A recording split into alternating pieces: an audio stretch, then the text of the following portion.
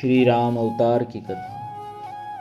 जब जब होई धर्म के हानि, बाढ़ई असुर अधम अभिमानी। करही अनीति जाई नहीं बरनी, सीदहि विप्र धेनु सुरधरनी। तब तब प्रभु धरी विविध शरीरा, हरहि कृपा निधि सज्जन पीरा। असुर मारि थापै सुरन, राखहि निज श्रुति सेतु। जग विस्तारहि विशद जस, राम जन्म कर ही हेतु। अपनी इस प्रतिज्ञा के अनुसार अकारण करुणा वरुणालय भक्तवत्सल भगवान श्री रामचंद्र जी 4 रूप धारण करके श्री अयोध्यापति चक्रवर्ती महाराज धीराज श्री दशरथ जी के पुत्र रूप में चैत्र शुक्ल 9 रामनवमी को अवतरित हुए। महारानी श्री कौशल्या जी की कुक्षी से श्री राम, श्री कैकेयी जी की कुक्षी से श्री भरत, श्री सुमित्रा जी की कुक्षी से श्री लक्ष्मण और श्री शत्रुघ्न प्रकट हुए। यथा समय जात कर्म, नामकरण, चूड़ाकरण, यज्ञोपवीतादि संस्कार सानंद संपन्न हुए। श्री राम किशोरावस्था में प्रवेश करते हैं और जेहि विधि सुखी होहि पुर लोगा, करहि कृपा निधि सोई संजोगा।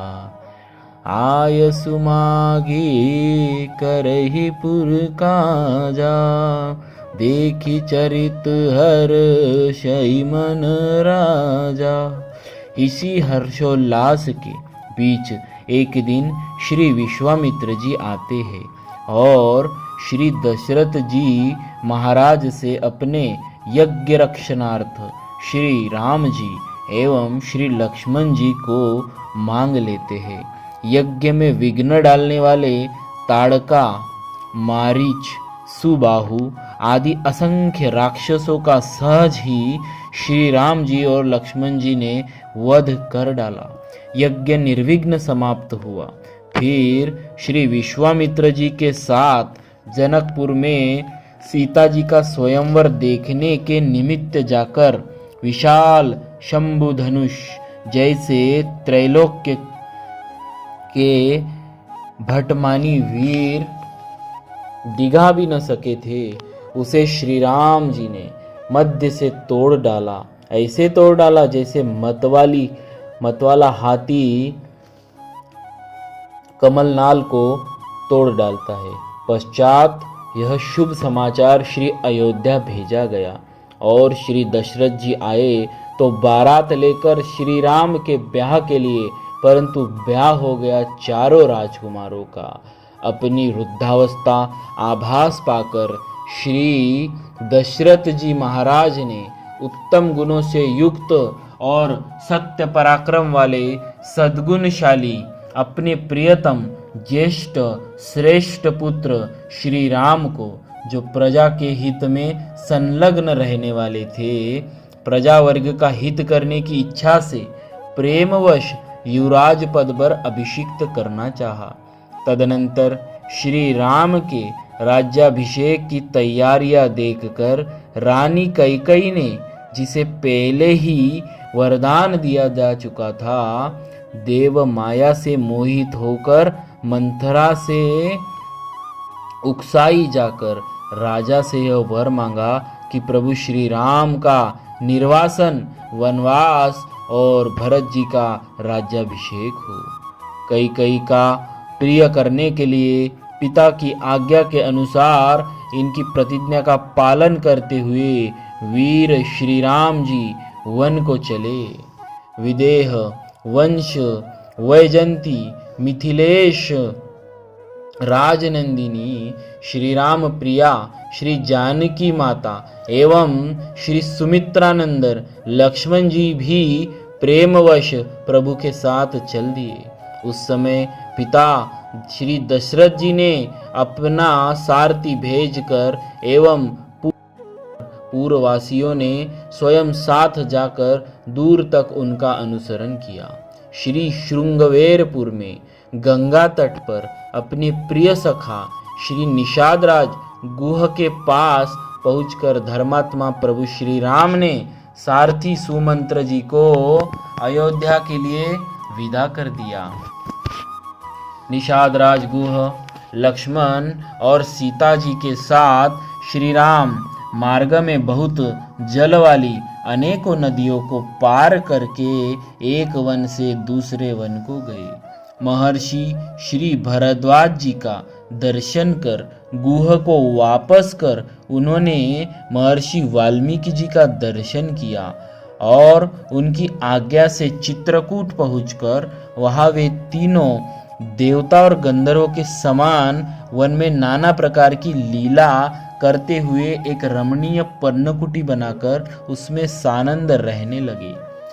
पुत्र शोक में श्री दशरथ जी के स्वर्ग गमन के पश्चात श्री वशिष्ठ आदि प्रमुख ब्राह्मणों द्वारा राज्य संचालन के लिए नियुक्त किए जाने पर भी महाबलशाली वीर भरत जी ने राज्य की कामना न करके पूज्य श्री राम को प्रसन्न करने के लिए वन को ही प्रस्थान किया और वहां पहुंचकर ज्येष्ठ भ्राता श्री राम से यो प्रार्थना की कि धर्मज्ञ आप ही राजा हो। परंतु महान यशस्वी श्री राम ने भी पिता के आदेश का पालन करते हुए राज्य की अभिलाषा न की और भरत के मांगने पर उन भरताग्रज ने राज्य के लिए न्यास चिन्ह रूप में अपनी खड़ाऊ भरत को देकर उन्हें बार बार आग्रह करके लौटा दिया। श्री भरत ने श्री राम जी के चरणों का स्पर्श किया और श्री राम के आगमन की प्रतीक्षा करते हुए नंदीग्राम में रहकर राज्य कार्य संभालने लगे। श्री भरत के लौट जाने पर सत्य प्रतिज्ञ श्री राम ने वहां पर नागरिकों का पुनः आना जाना देखकर उनसे बचने के लिए दंडकारण्य वन में प्रवेश किया। उस महान वन में पहुंचने पर महावीर श्री राम ने विराट नामक राक्षस को मारकर श्री शर्वंग, सुतीक्ष्ण, अगस्त्य आदि मुनियों का दर्शन किया। श्री राम ने दंडकारण्यवासी अग्नि के समान तेजस्वी उन ऋषियों को राक्षसों के मारने का वचन दिया और संग्राम में उनके वध की प्रतिज्ञा की। इसके पश्चात वहां ही रहते हुए श्री राम ने इच्छानुसार रूप बनाने वाली जनस्थान निवासिनी शूर्पणखा नाम की राक्षसी को लक्ष्मण के द्वारा उसके नाक कान कटाकर कुरूप कर दिया। पश्चात शूर्पणखा के द्वारा प्रेरित होकर चढ़ाई करने वाले खर, दूषण, त्रिशिरादि 14,000 राक्षसों को श्री राम ने युद्ध में मार डाला। तदनंतर राक्षसेंद्र रावण ने प्रतिशोध की भावना से मारीच की सहायता से श्री जानकी जी का अपहरण कर लिया और श्री जानकी जी को लेकर जाते समय मार्ग में विघ्न डालने के कारण श्री जटायु को आहत कर दिया। पितृव्रत पूज्य जटायु के द्वारा ही श्री राम को श्री जनक जानकी जी का पता मिला। तब अपनी गोद में प्राण त्यागे हुए श्री जटायु का अग्नि संस्कार कर वन में श्री सीता जी को ढूंढते हुए उन्होंने कबंद नामक राक्षस को देखा तो उसे भी तत्काल मारकर शुभ गति प्रदान की। कबंद के द्वारा संकेत पाकर श्री राम परम भागवती शबरी जी के यहाँ गए। शबरी ने इनका पूजन किया। श्री राम ने शबरी जी का मातृव्रत सम्मान किया, उत्तम गति प्रदान की। फिर शबरी के संकेता अनुसार हनुमान जी से मिलकर सुग्रीव जी से मित्रता की और सुग्रीव के कथनानुसार संग्राम में बाली को मारकर उसके राज्य पर श्री राम ने सुग्रीव को ही बिठा दिया। तब उन वानरराज सुग्रीव ने सभी वानरों को बुलाकर श्री जानकी जी का पता लगाने के लिए भेजा। संपाति नामक गृद्ध के पता बताने पर महाबलवान श्री हनुमान जी 100 योजन विस्तार वाले क्षार समुद्र को कूद कर लांग गए। वहां रावण पालित लंकापुरी में पहुंचकर उन्होंने अशोक वाटिका में श्री सीता जी को चिंतामग्न देखा। तब उन विदेह नंदिनी को पहचान कर मुद्रिका देकर श्री राम का संदेश सुनाया और उन्हें सांत्वना देकर उन्होंने वाटिका का विध्वंस कर डाला। साथ ही अक्षय कुमार आदि असंख्य राक्षसों का संहार कर डाला। इसके बाद में वे जानबूझकर पकड़ में आ गए और श्री ब्रह्मा जी के वरदान से अपने को ब्रह्मपाश से छूटा हुआ जानकर भी वीर हनुमान जी ने अपने को बांधने वाले उन राक्षसों का अपराध स्वेच्छानुसार सह लिया। तत्पश्चात मिथिलेश कुमारी सीता के स्थान के अतिरिक्त समस्त लंका को जलाकर वे महाकपि श्री हनुमान जी श्री राम को प्रिय संदेश सुनाने के लिए लंका से लौट आए और श्री राम जी की प्रदक्षिणा कर श्री जानकी जी का पता बताया। इसके अनंतर असंख्य वानर सेना को साथ लेकर श्री राम ने महासागर के तट पर सूर्य के समान तेजस्वी बाणों से समुद्र को क्षुब्ध किया। तब नदीपति समुद्र ने अपने को प्रकट कर दिया। फिर समुद्र के ही कहने से श्री राम ने नल नील से पुल का निर्माण कराया। उसी पुल से लंकापुरी में जाकर रावण को सदल बल मारकर भगवान श्री राम ने जानकी जी को प्राप्त कर लिया। साध्वी माता सीता ने अपनी अग्नि परीक्षा दी। इसके बाद अग्नि के ही कहने से श्री राम ने सीता जी को निष्कलंक माना। महात्मा श्री रामचंद्र जी के इस कर्म से देवता और ऋषियों सहित चराचर त्रिभुवन संतुष्ट हो गया। फिर सभी देवताओं से पूजित होकर श्री राम बहुत प्रसन्न हुए और राक्षसराज विभीषण को लंका के राज्य पर अभिषिक्त करके तथा स्वयं देवताओं से वर पाकर मरे हुए वानरों को जीवित दिलाकर अपने सभी साथियों के साथ पुष्पक विमान पर चढ़कर अयोध्या के लिए प्रस्थित हुए। भरद्वाज मुनि के आश्रम पर पहुंचकर सबको आराम देने वाले सत्य पराक्रमी श्री राम ने भरत के पास श्री हनुमान जी को भेजा। पुनः श्री हनुमान जी से श्री अवध का समाचार पाकर भरद्वाज आश्रम से अयोध्या के लिए प्रस्थित हुए।